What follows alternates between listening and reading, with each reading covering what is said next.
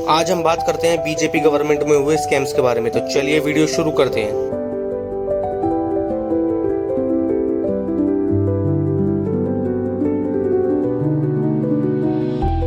Dwarka expressway, जिसे northern peripheral road भी कहते हैं, दिल्ली और गुड़गांव के बीच एक आधुनिक 16 लाइन का एक्सप्रेसवे है। यह लगभग 29 किलोमीटर लंबा है, जिसमें यह 10 किलोमीटर दिल्ली में और 18.9 किलोमीटर हरियाणा में है। सीएजी रिपोर्ट के अनुसार इस एक्सप्रेसवे को बनाने की मंजूरी सरकार ने 18.2 करोड़ रुपए दी थी, लेकिन वह आगे बढ़कर 250 करोड़ रुपए प्रति किलोमीटर तक आकी गई है। वहीं कांग्रेस और आम आदमी पार्टी का यह कहना है कि यह स्वतंत्र भारत का सबसे बड़ा इंफ्रास्ट्रक्चर घोटाला है। विपक्ष ने आरोप भी लगाया है कि टेंडरिंग में भी धांधली हुई है और एक इंफ्रास्ट्रक्चर को बनाने की लागत को 14 गुना बढ़ा देना ही यह द्वारका एक्सप्रेसवे का सबसे बड़ा स्कैम है।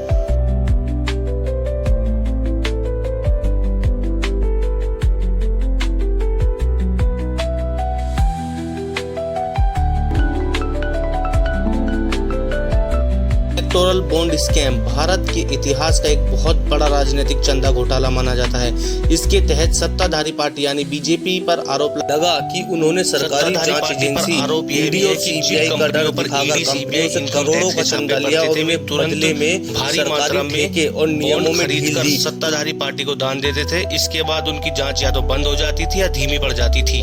ऐसी कंपनियां हैं जिन्होंने हजारों करोड़ों रुपए का चंदा दिया और उन्हें तुरंत सरकार की तरफ से बड़े बड़े प्रोजेक्ट, जमीन या सरकारी ठेके भी मिल गए। आंकड़ों के अनुसार 2018 से 2024 के बीच 16,518 करोड़ के बॉन्ड खरीदे गए, जिसमें से लगभग आधे से भी ज्यादा बॉन्ड भारतीय जनता पार्टी को मिले। फरवरी 2024 में सुप्रीम कोर्ट ने इस योजना को पूरी तरह रद्द कर दिया। कोर्ट ने कहा यह आम जनता के जानने के अधिकार का हनन करती है। कोर्ट के सख्त आदेश के बाद भारतीय स्टेट बैंक को उनको सभी कंपनी और पार्टी को नाम सार्वजनिक करने पड़े।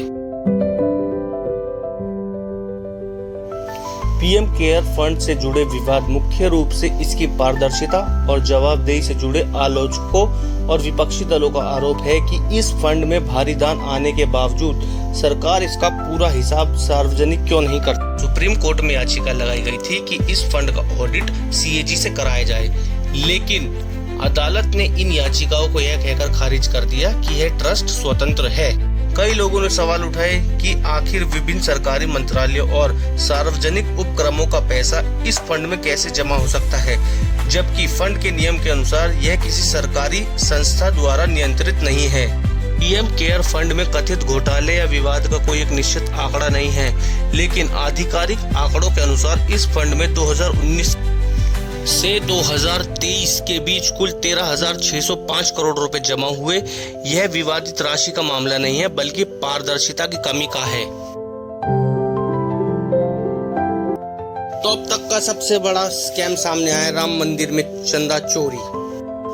आधिकारिक रूप से इस चंदे का कोई आंकड़ा सामने नहीं आया है, लेकिन यह मुद्दा नेशनल न्यूज जब बन गया जब अखिलेश यादव ने इस चंदा चोरी के ऊपर ट्वीट किया।